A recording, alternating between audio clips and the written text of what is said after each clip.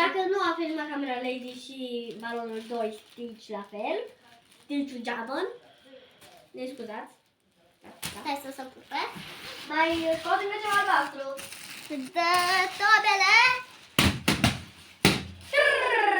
Pe Încă un Stitch!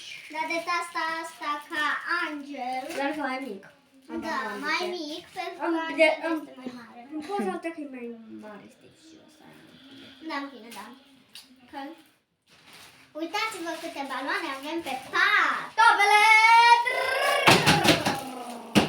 Aici este un balon care are mai multe capete. Capătul ăsta și capătul ăsta. Sunt 4 capete. Cum? Uite. 2.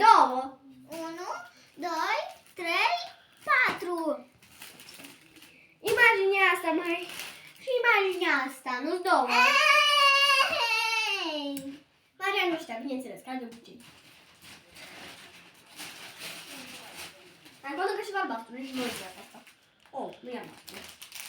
Oh! Iar! Este frunza hawaiană!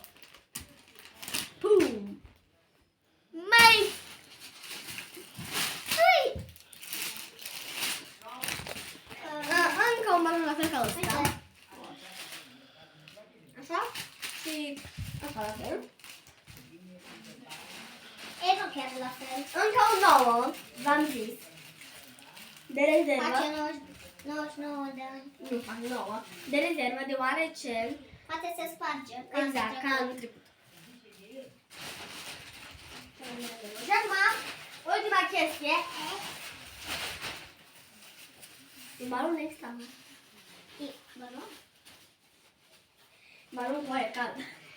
Da, poate ui. Asta e balon sau ce-i? Camera Lady, ce-i?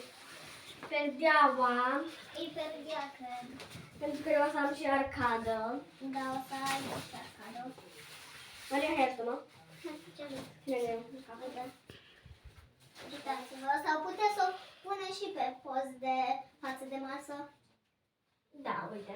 Cam așa ceva o să vină. Cam așa ceva, da. Dar nu Mai aici. jos. Și hai să punem și pe jos, ca un covoraș. Camera Lady, hai aici. Deci, eu am practic un covor de Stitch.